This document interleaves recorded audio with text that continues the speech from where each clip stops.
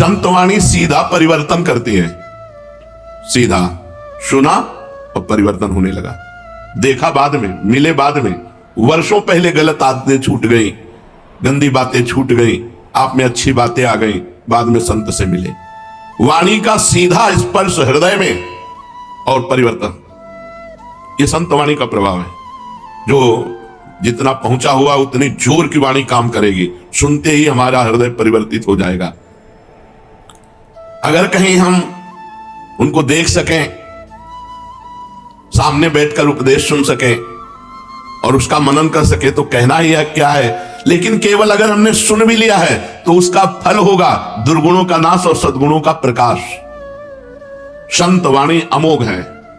आज तक किसी का भी कल्याण हुआ है तो संत वाणी से हुआ है। मति कीरति गति भूति भलाई, जब जेहि जतन जहां जे पाई, सो जानो सत्संग प्रभाऊ, लोकहु वेद न आनो पाऊ। अगर किसी की मति गति कीरति सब विशुद्ध हुई है तो संत वाणी से हुई है। सत्संग क्या है? जिन भोगों से हमारा अंतःकरण मलिन हुआ, दुष्ट विचार हमारे हृदय में आते थे, उससे हमारा अंतःकरण मलिन हुआ। सत्संग की पहचान है कि तुम्हारा मलिन करने वाला अंतःकरण के जो भोग हैं और जो दुष्ट विचार हैं उनका नाश हो जाए तो आपका सत्संग हुआ, नहीं तो बदसंग है। सत्संग नहीं हुआ वो बदसंग है, वो केवल बातें हैं। जिस वाणी के श्रवण से अंतःकरण मलिन करने वाले जो विषय भोग हैं, गंदे भोग हैं, उनका त्याग हो जाए, दुष्ट विचारों का त्याग हो जाए तो जानो सत्संग हुआ है। अगर ये नहीं तो फिर सत्संग नहीं हुआ। विषय और भगवान, एक तरफ भगवान एक तरफ विषय। माया का प्रभाव, भगवान का विस्मरण, विषय का स्मरण। सत्संग का प्रभाव, विषयों का विस्मरण और भगवान का स्मरण। हमारा प्रभु के साथ सत संबंध है, उसी में स्थित हो जाना सत्संग है। मैं भगवान का, भगवान मेरे। सत्संग का फल क्या है? अंतःकरण को बिगाड़ने वाले भोगों का त्याग, दुष्ट विचारों का त्याग और भगवान से अपनापन हो जाना। मैं भगवान का, भगवान मेरे। सत्संग का स्वरूप क्या है? इसके दो स्वरूप हैं। एक जो अंतःकरण की शुद्धि में कारण बनकर मोक्ष की प्राप्ति में साधन रूप होता है, ये उपदेश से होता है। एक सत्संग हुआ, उपदेश दे दिया, अब उसको अपने आचरण में उतारो और उतार कर भगवत प्राप्ति करो। और एक होता है संत संग, वो हुआ सत्संग उपदेश का। अब एक होता है संत संग, जैसे बच्चा मां के पास रहता है, उसको उपदेश से मतलब नहीं है, वो केवल मां को देखता है, मां के पवाए पाता है, मां के सुलाए सोता है, मां के जगाए जगता है। मां की तरह किसी संत के भरोसे आश्रय में जो पल रहे हैं, इनको किसी साधन पक्ष को लेकर के मोक्ष पदवी नहीं है, ये संग के प्रभाव से वहां पहुंच जाएंगे। दो प्रकार का सत्संग, एक वाणी के द्वारा उपदेश दे करके अंतःकरण को शुद्ध बनाकर मोक्ष पदवी प्रदान करना, और एक समीपता, आठों पहर वो संत की आज्ञा में उनके समीप, उनके बच्चे की तरह, उनको साधना से कोई मतलब नहीं, उनको जो आज्ञा हुई बस वही कर रहे हैं, उनके समीप हैं। ये साधन पक्ष के नहीं, ये शरणागत पक्ष के हैं। ये स्वाभाविक भगवत प्राप्ति हो जाएगी। जैसे पिता की संपत्ति पर पुत्र का अधिकार, ऐसे स्वाभाविक हो जाता है। दूसरे की विशेष महिमा है इनमें, पहले की अपेक्षा दूसरे की विशेष महिमा है। उपदेश सुनकर उसके अनुसार चलकर मोक्ष पदवी प्राप्त करना और अपने को सर्वतोभावेन किसी संत के हाथ बेच देना, अधीन हो जाना। तो कह रहे पहले की अपेक्षा दूसरा विशेष है, किसी संत के अधीन हो जाना। ये बहुत बड़ी बात है। सत्संग अगर ना मिले तो क्या करें? बड़े सौभाग्यशाली हैं जिनको सत्संग मिलता है। शुद्ध दाराधन लक्ष्मी पापियों के घर होए, संत समागम हरि कथा तुलसी दुर्लभ। ये साधारण बात नहीं जो बैठ करके आप भगवत चर्चा सुनते हैं। ये बड़े अहोभाग्य, भगवान की बड़ी कृपा की रोज हमें भगवत चर्चा कथन श्रवण का सौभाग्य मिलता है। यदि सत्संग ना मिले तो क्या करें? बड़ा संभव समस्या आ गई। अब भगवान नाम के बिना जीवन अधूरा है, भजन ही है।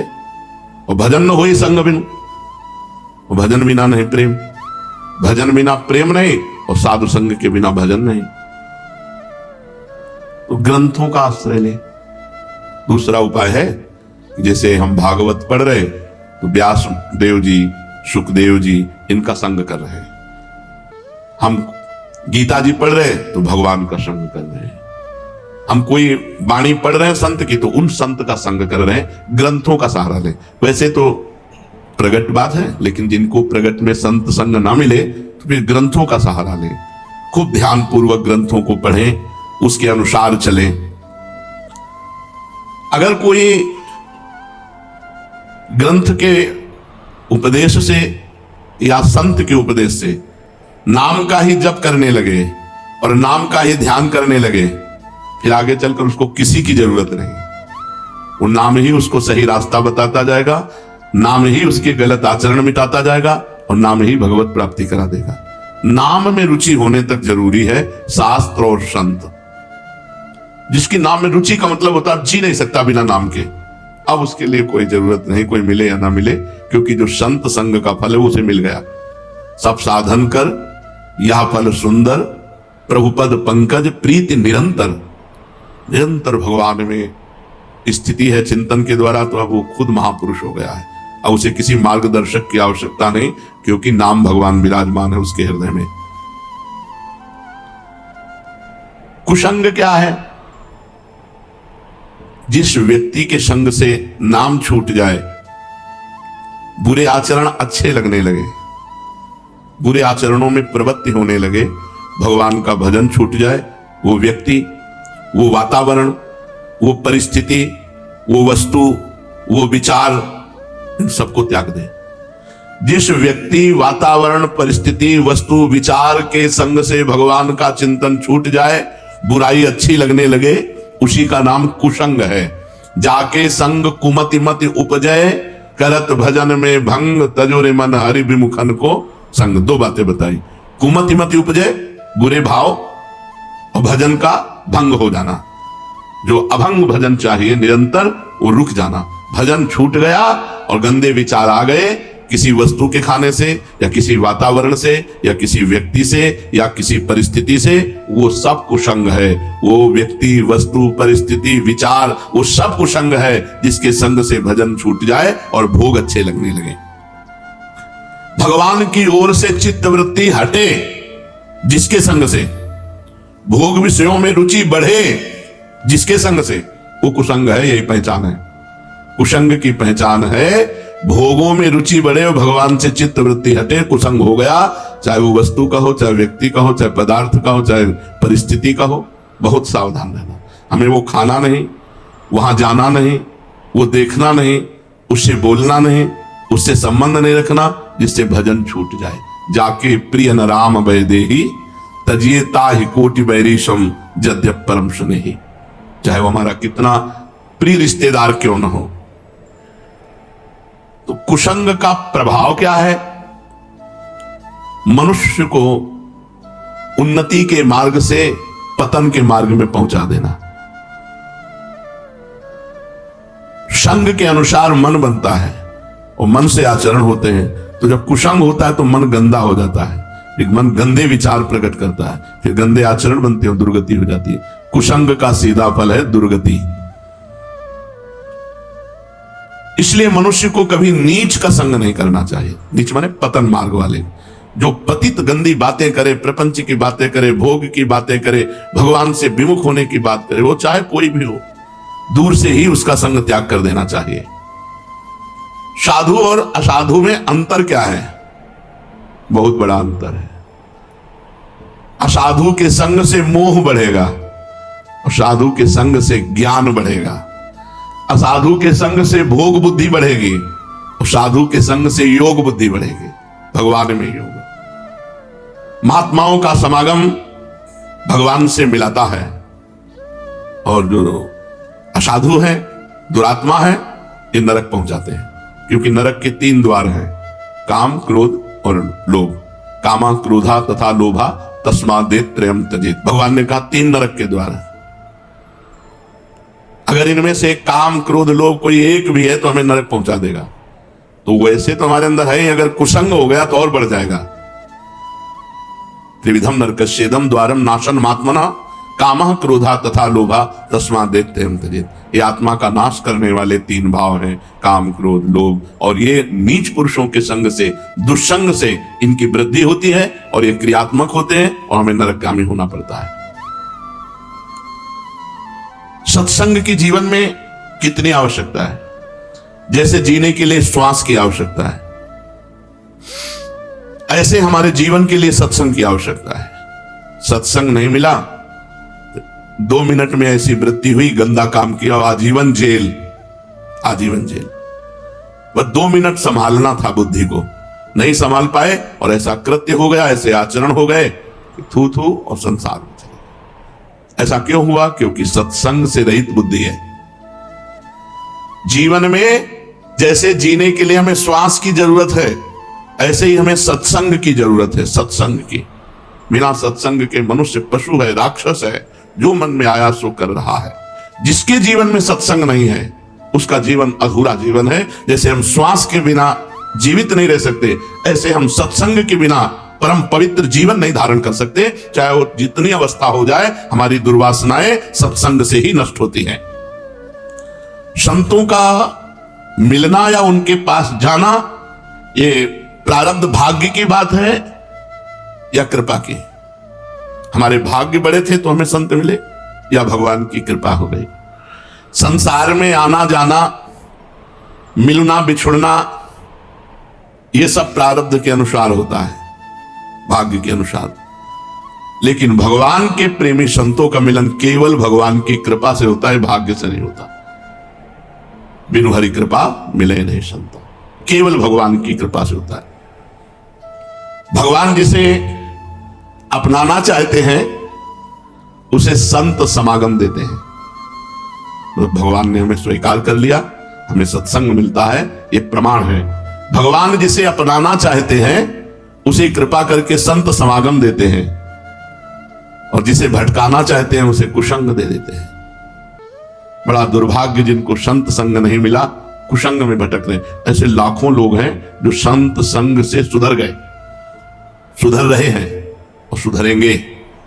और ऐसे लाखों लोग हैं जो कुसंग से नष्ट हो गए।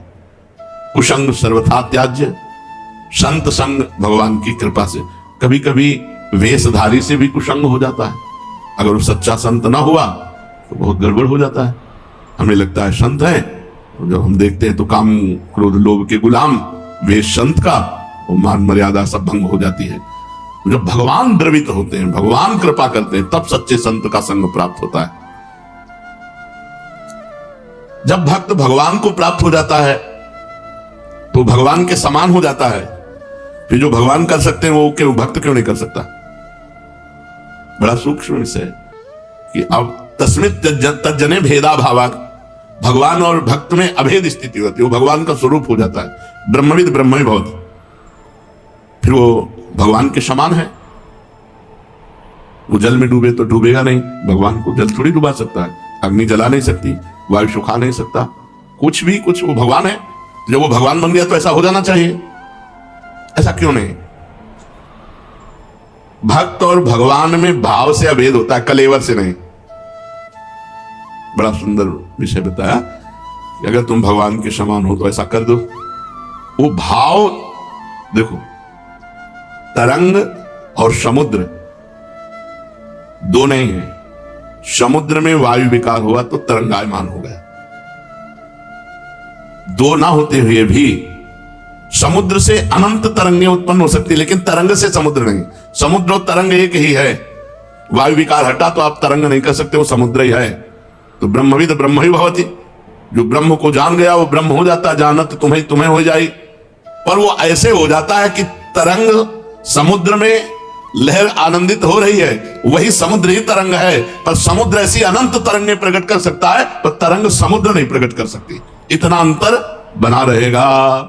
सिद्ध पुरुष हो गया है, साक्षात भगवान हो गया है, पर वो उत्पत्तिम च विनाशम च, ये उत्पत्ति और विनाश की लीला उसके हाथ में नहीं है। भूतानामा गतिम अगतिम, भूतों की गति और अगति, विद्याम विद्यारम सष्टारो, विद्या और अविद्या, ये केवल भगवान के हाथ में, दूसरे के हाथ में नहीं। उत्पत्ति, विनाश, गति, दुर्गति, भाव और अभाव, कुभाव, ये उन्हीं के द्वारा। भगवान का स्वरूप भक्त हो गया, लेकिन कलेवर से नहीं, भाव से, सामर्थ्य से नहीं, भाव से। ऐसे अनंत भक्त भगवान की भाव तरंगे हैं, लेकिन जो भगवान है वो अद्वितीय। भगवान तो भगवान ही है, ऐसा दूसरा कोई नहीं कर सकता जैसा भगवान कर सकते हैं। भगवान और भक्त भाव में अभेद है, लेकिन सामर्थ्य में नहीं, शरीर में नहीं, क्रिया में नहीं। सिद्ध भक्त है, गिरिराज उठा लेगा। पक्का सिद्ध भक्त है, भगवान का निज जन है, भगवान को प्राप्त हो गया तो गिरिराज जी थोड़ी उठा लेगा। गिरिराज जी की दंडवती करेगा, गिरिराज जी की परिक्रमा करेगा, गिरिराज जी नहीं उठा सकता, वो तो श्री कृष्ण ही उठाएंगे। तो कहते भक्त भगवान में तन्मय होकर श्री कृष्णमय हो गया है, तो भाव में हो गया, शरीर से नहीं, क्यों गिरिराज जी उठा लेगा। आज तक कोई संत ऐसा हुआ? भगवान या भगवान के अवतार, जैसे पुलस्त जी हैं, ये भगवान के अवतार है। कोई साधक है क्या कि साधना करके? अगस्त जी हैं, समुद्र पी गए, ये भगवान ही अगस्त बने हुए हैं। जैसे सनक, सनंदन, सनातन, सनत कुमार, कश्यप, मरीच, आदित्य, ये सब भगवत स्वरूप, भगवान ने अपने आप को विस्तार किया। वो सामर्थ्य 5 लीटर पानी तुरंत पी के नहीं पचा सकते, समुद्र पचा गए भाई। तो अगस्त भगवान है वो। हम लोग भगवान की तरंगे हैं। माया विकार नष्ट होने पर भगवत स्वरूप ही है, पर सामर्थ्य नहीं है ऐसी। भगवान की जैसी सामर्थ्य वैसी सामर्थ्य, इसीलिए चराचर जगत के ऋषि मुनि महात्मा सब सर झुकाए भगवत स्वरूप होकर भी भगवान की जय बोलते हैं। भक्त और भगवान में अभेद होता है, पर भक्त का कलेवर और भगवान के कलेवर में अंतर होता है। भगवान की चिदानंदमयी देह और भक्त की पांच भौतिक देह। भक्त की भाषा और भगवान की भाषा में अंतर होगा। भक्ति की भाषा और भगवान की भाषा में अंतर होगा। भक्त के शरीर और भगवान के शरीर में अंतर होगा, और भक्त के कार्य क्षेत्र और भगवान के कार्य क्षेत्र में अंतर होगा। भक्त का कार्य क्षेत्र जितना सीमित है, लेकिन भगवान का कार्य क्षेत्र असीम अनंत ब्रह्मांड। एक रोम कूप में करोड़ करोड़ ब्रह्मांड ऐसे लगे हुए, जैसे गूलर के फल में, गूलर के पेड़ में जैसे फल लगे होते छोटे छोटे छोटे, ऐसे दिखरावा माते तीन अद्भुत रूप प्रचंड, रोम रोम प्रति लागे कोटि कोटि ब्रह्मांड। भगवान की, चलो दिन खत्म हो जाए, रात्रि हो जाए, है कोई ऐसा नहीं। भगवान के विधान को टाल सके ऐसा कोई नहीं। भगवान का अवतार होता है और संत का जन्म होता है। जन्म कर्म बंधन से होता है। वो भजन करके कर्म बंधन मुक्त होकर भगवत स्वरूप में लीन हो गया, लेकिन वो भगवान नहीं बन गया। सामर्थ्य से, शरीर से, कार्य क्षेत्र से भगवान अद्वितीय है। जब उनसे कहा कि आप जैसा पुत्र चाहे, तो बोले मेरे जैसा तो सिर्फ मैं हूं। इसीलिए कोई कितना भी बड़ा सिद्ध महापुरुष हो, वो ये नहीं कहता मैं भगवान हूं, भगवान का दास। भगवान की अनंत महिमा, एक हिस्से में अनंत ब्रह्मांडों के सब संत विराजमान हैं। वो इतने महान हैं, उनकी महानता को कोई छू नहीं सकता। हाँ, समुद्र की तरंग समुद्र में लय हो गई तो समुद्र ही है, उसको खोजने, पर तरंग रूप में इतने सामर्थ्य नहीं। जब शरीर छूटा, भगवान में लय हो गया। जीवित लय होने पर भी उसका शरीर, उसका कार्य क्षेत्र, उसका भाव, उसकी शक्ति भगवान जैसी नहीं हो गई। देखो ना, बड़े बड़े महापुरुषों के जीवन चरित्रों को पढ़ के देखो। जब तुकाराम जी साक्षात भगवान में लीन रहते थे, एक नास्तिक था, वो सत्संग में किसी आस्तिक की प्रेरणा से गया तो लुट गया। तुकाराम जी का रूप देख के, उनका कीर्तन, उनका। अब जब संत संग होगा तो फिर काम आदि की चेष्टाओं पर शासन हो जाता है, तो पत्नी से बात न करे। पत्नी को लगा कि बाबा जी से मिलने का कारण ऐसा है, महीनों से हम जल रहे हैं, हमसे बात नहीं कर रहा, तो हम जलाएंगी बाबा जी को। तो उन्होंने कहा आपका तो उद्धार हो गया, हमारा क्या होगा? बोले तुम भी महाराज जी से दीक्षा ले लो। बोले दीक्षा तो तब ले जब घर लाओ। बोले प्रार्थना करेंगे। प्रार्थना किया तुकाराम जी से, उनके चरित्र में लिखा हो, तो राजी हो गए। उसने सुबह से पानी चढ़ा दिया बड़े टप में, खौलाना शुरू किया, और जब वो आ गए तब कपड़े से पकड़ करके पूरा 5-7 लीटर का जो भगोना होगा, खौलता हुआ पानी उनके ऊपर था। हा विठल, हा विठल। बहुत ताप, उन्होंने महाराष्ट्र भाषा में, बहुत ताप है, मैं जल रहा हूं विठल, अपार क्लेश हो रहा है, मुझे इस क्लेश से बचाओ, ऐसे शब्दों का शरीर और भगवान जब ब्रजवासी और ब्रज की गौएं दावानल में फंसी, आकाश तक लपटें उठ रही थी ऐसी दावानल, पुकारा हे कृष्ण रक्षा करो, तो भगवान ने जानो क्या किया, मुंह में पी लिया। भागवत में पढ़ के देख, आग को अपने आकर्षण के और पूरे मुख में विराजमान कर लिया।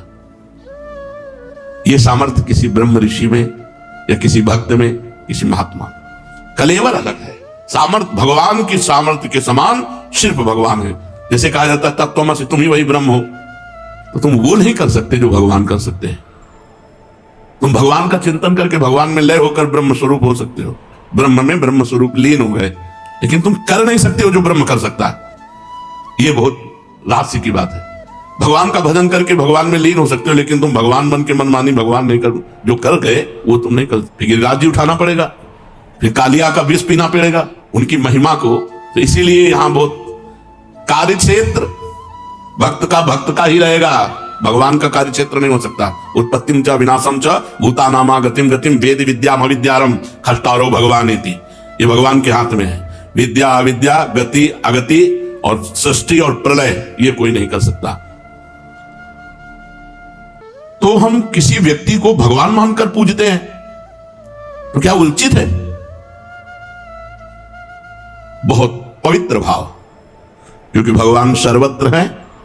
अगर किसी व्यक्ति को आप भगवत स्थान में भाव करके पूजते हैं कि भगवान है अंदर विराजमान, बढ़िया भाव। लेकिन हाड़ मांस का शरीर भगवान नहीं है, और ध्यान रखना, क्योंकि फिर कुछ गलतियां शुरू हो जाएंगी। जो हाड़ मांस का गंदा शरीर है, इसमें भावना की जा सकती है कि इसमें भगवान विराजमान, लेकिन ये साक्षात भगवान है नहीं। ये मरेगा शरीर, ये जलेगा शरीर, उनमें भगवान विराजमान है। सच्चिदानंद भगवान सबके हृदय में विराजमान है। आप भाव कर सकते हैं, लेकिन अगर वो अपने को भगवान मानता है, बड़ी भूल करता है। भगवान जो शक्तिमान है उनकी बराबरी कोई कर ही नहीं सकता। वो दंभी होगा, वो पाखंडी होगा जो अपने को भगवान कह के पुजवाए रहा है। आप भगवान मान करके पूछ सकते हो, आपका भाव है, लेकिन जिसको पूज रहे हो वो भगवान कभी नहीं हो सकता, अपने को नहीं मान सकता। वो भगवान का दास ही मानेगा, क्योंकि भगवान जैसे सिर्फ भगवान है, दूसरा कोई नहीं। हम भाव करके तो ईंट पत्थर में भी भगवान की पूजा कर सकते हैं, भाव करके पशु पक्षी में भी कर सकते हैं, लेकिन वो साक्षात भगवान नहीं है। वो कुत्ते का शरीर है और उसके अंदर जो पावर है, बिजली है, वो भगवान है। तो बाहरी शरीरों से संबंध न रखे। ये हाड़ मांस के शरीर नष्ट होने वाले हैं। जो बाहरी शरीरों से संबंध रखता है पाखंडी है, वो दम्भ ही है। तब तो भगवान है, और भगवान जैसे सिर्फ भगवान है, दूसरा कोई भगवान जैसा हो ही नहीं सकता। एक वो पौंड्रक वासुदेव की कथा आती है कि वो अपने को द्वारिकाधीश जैसा पूरा सजाए रहता था, और स्याही आई पोत के, लकड़ी के, सुदर्शन चक्र सब ऐसे पूरा, ये उसे वासुदेव की गति प्राप्त हुई। वो भगवान के सारूप्य मोक्ष को प्राप्त हुआ, लेकिन भगवान ने प्रगट में तो दंड दिया ना, तू भगवान नहीं मैं भगवान हूं, ले सुदर्शन चक्र।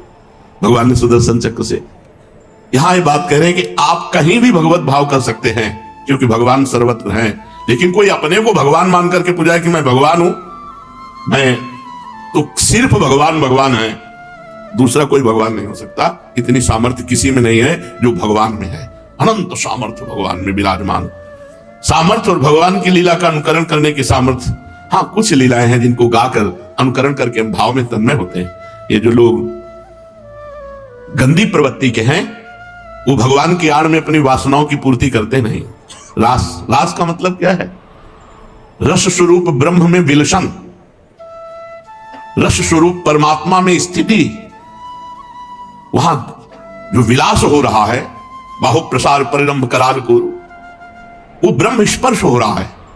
यहां काम स्पर्श होता है, ब्रह्म स्पर्श हो रहा है। परीक्षित जी को एक महान त्यागी महात्मा सुना रहे हैं श्री सुखदेव जी, और ये कह रहे हैं कि जैसे छोटा सा बालक अपने प्रतिबिंब के साथ खेलता है, ऐसे आत्मस्वरूप भगवान जो गोपियों की आत्मा, उनके पतियों की आत्मा है, वो अपने आप से अपने आप में खेल रहे हैं।